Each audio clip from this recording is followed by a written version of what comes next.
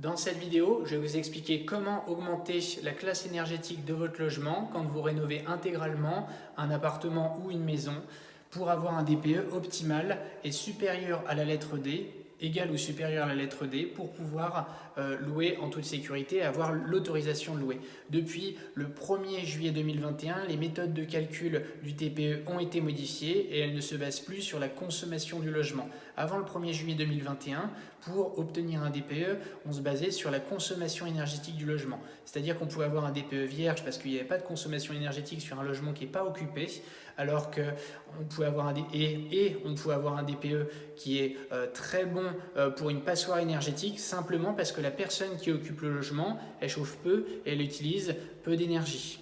Donc là, c'est une méthode de calcul qui a été revue et qui est plus facilement lisible, mais aussi, comme elle est calculée, on atteint des lettres qui sont inférieures. C'est-à-dire que si vous refaites le DPE qui a été fait avant le 1er juillet 2021 et que vous le faites maintenant, malheureusement, souvent, vous risquez de perdre une lettre.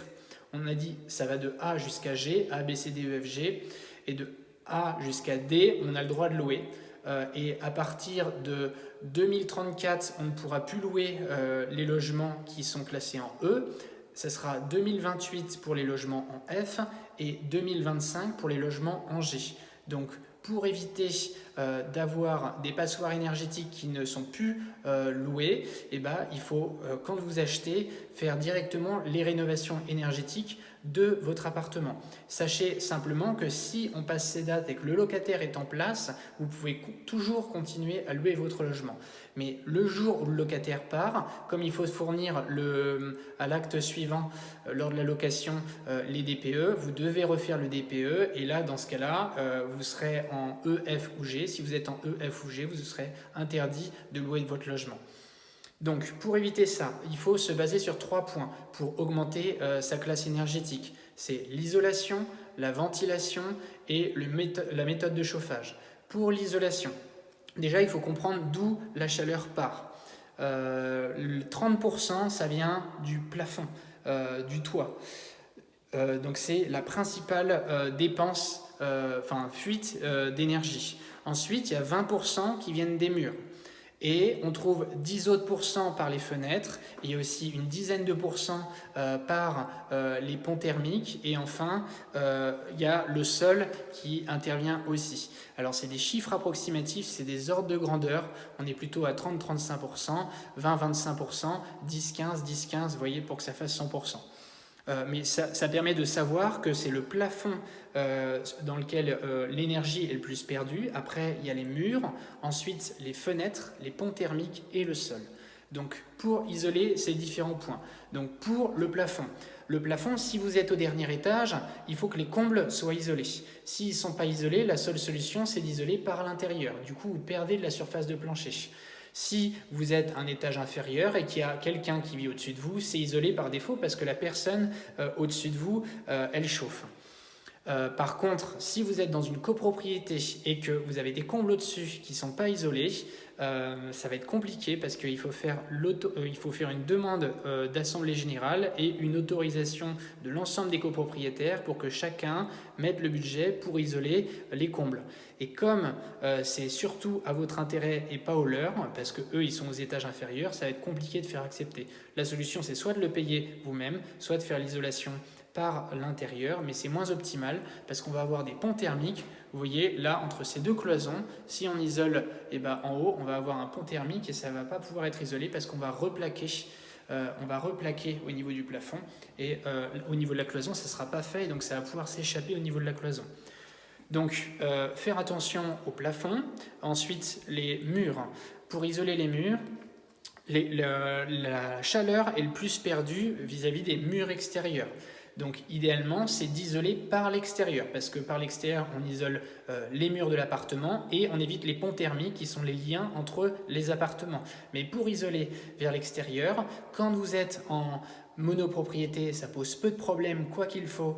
Il faut une déclaration préalable parce que vous touchez à la surface du bâti. Et puis si vous êtes en copropriété, il faut en plus l'autorisation des copropriétaires, surtout pour le financement. Et c'est un coût qui est important parce que ça nécessite de mettre des échafaudages. Mais c'est le plus efficace parce qu'on limite les ponts thermiques. Si on ne peut pas le faire, eh ben, chacun isole par l'intérieur. L'inconvénient d'isoler par l'intérieur, c'est que les ponts thermiques ne sont pas respectés. Et la deuxième conséquence, c'est qu'on va perdre de la surface en mètres carrés. Après, je n'ai pas d'autres options à vous proposer. Et surtout, quand on a un petit logement, perdre de la surface, c'est important. Et surtout que nous, on achète du mètre carré et on ne veut pas en perdre. Mais c'est à prendre en considération. Concernant les ouvertures, évidemment, il faut passer du simple au double vitrage et puis avoir des bonnes ouvertures, c'est aussi la porte d'entrée.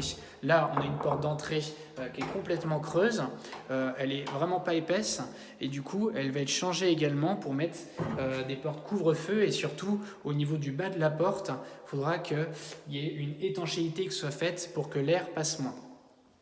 Voilà. Et puis après, pour isoler le sol, soit il y a une cave en dessous de vous et donc vous isolez par la cave au niveau du plafond de la cave, soit vous isolez votre sol par l'intérieur, beaucoup moins d'intérêt parce qu'on l'a vu que les déperditions énergétiques sont beaucoup moins importantes pour le sol.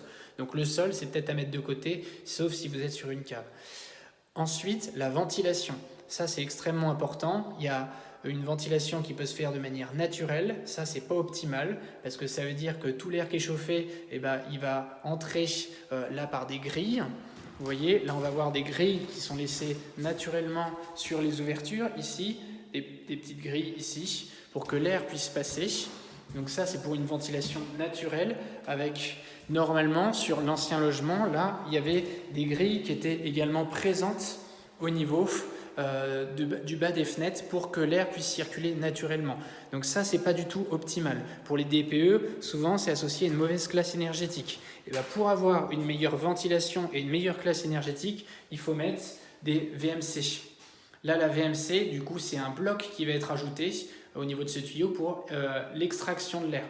L'extraction de l'air qui va se faire par l'extérieur et qui va aspirer l'air des pièces humides avec une arrivée qui n'est pas encore créée pour la salle de bain et une autre arrivée qui va être créée pour la cuisine. L'intérêt des VMC, c'est que c'est un système intelligent dans lequel il y a des petits détecteurs hygrométriques qui vont s'adapter à l'humidité de la pièce et adapter le débit et l'extraction de l'air en fonction de l'humidité. Donc là, pour la ventilation, c'est plus optimal et ça permet d'augmenter sa classe énergétique. Et dernier point, c'est le chauffage. Le chauffage est toujours accouplé avec l'isolation, parce que si vous changez votre système de chauffage dès que vous avez une isolation de merde, excusez-moi du terme, et ça sert à rien parce que tout ce que vous allez chauffer, ça va directement partir vers l'extérieur. Donc pour le chauffage, évidemment, si vous chauffez au fioul, c'est le pire que vous pouvez avoir. Ensuite, si vous avez un chauffage électrique, les convecteurs, c'est ce qu'on appelle plus communément les grille-pains, là c'est pas optimal parce que c'est très énergivore. Il va y avoir des radiateurs à inertie, soit à fluide, soit des radiateurs inertie secs. Quand c'est à fluide, c'est une résistance qui chauffe le fluide qui circule et qui permet une homogénéisation de la chaleur et une bonne diffusion. Et ensuite, il y a une inertie, c'est-à-dire que quand la résistance s'arrête de chauffer, le fluide qui circule dans le chauffage, il est encore chaud, il va continuer à diffuser la chaleur. Pour un chauffage à inertie sèche, c'est une pierre qui va être chauffée, c'est le même principe, c'est la pierre qui va emmagasiner la chaleur, puis la restituer lorsque le chauffage va être éteint. Là, on est sur des meilleures performances énergétiques et des coûts de consommation qui sont moins importants. Ensuite, il y a le gaz. Le gaz, si vous avez une vieille chaudière qui n'est pas entretenue, vous allez beaucoup plus consommer que si vous avez une chaudière qui est récente à condensation. Après, je n'ai pas de recommandation à vous donner entre gaz ou électricité pour augmenter votre DPE, simplement parce que j'en sais rien. Je ne sais pas ce qu'il faut et ce qui est le plus optimal. Moi, simplement, j'avais du gaz dans mes appartements. J'ai choisi de passer tout à l'électrique parce qu'en termes de rénovation, c'était plus simple parce que là, on virait tous les radiateurs, on faisait tout à neuf et puis fallait aussi faire venir une chaudière supplémentaire. Il fallait que je repaye une chaudière parce qu'elles étaient anciennes. Donc, il y a le coût de la chaudière à payer.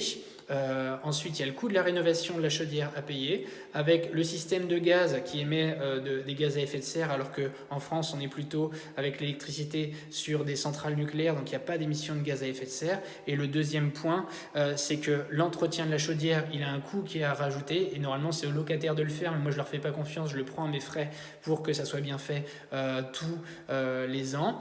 Et le dernier point, c'est que la durée de vie d'une chaudière, elle est à prendre en compte. 10-15 ans et 15-20 ans si elle est bien entretenue, et du coup il faudra repayer une nouvelle chaudière lorsqu'elle sera désuète. Voilà, c'est pour toutes ces raisons personnelles, c'est chacun a son opinion, mais je voulais vous le communiquer, que j'ai préféré passer à l'électrique. Voilà. Et ensuite, le meilleur chauffage, c'est les pompes à chaleur. Les pompes à chaleur, elles vont permettre d'utiliser l'air extérieur et utiliser moins d'énergie pour chauffer votre logement. En plus, il y a des pompes à chaleur qui sont réversibles, c'est-à-dire que l'été, vous avez la climatisation et l'hiver, vous avez le chauffage. Et là, c'est vraiment optimal pour augmenter votre DPE. L'inconvénient des pompes à chaleur, c'est le prix à l'achat qui est important. Et puis surtout, si vous êtes en copropriété, il faut que le bloc de la pompe à chaleur soit à l'extérieur de la copropriété. Ça fait du bruit en plus. Il faut avoir l'autorisation par l'ensemble des copropriétaires. Enfin, si vous la demandez, après vous pouvez le faire en sauvage. Voilà, voilà les recommandations que j'avais à vous donner. Donc 3 points pour augmenter son DPE et essayer d'être le plus proche possible, enfin d'être en D pour avoir toujours l'autorisation de louer. C'est l'isolation, la ventilation et le chauffage. Et ça, c'est bien de le faire tout au même moment quand on fait une rénovation globale de son logement. Allez, à plus tard.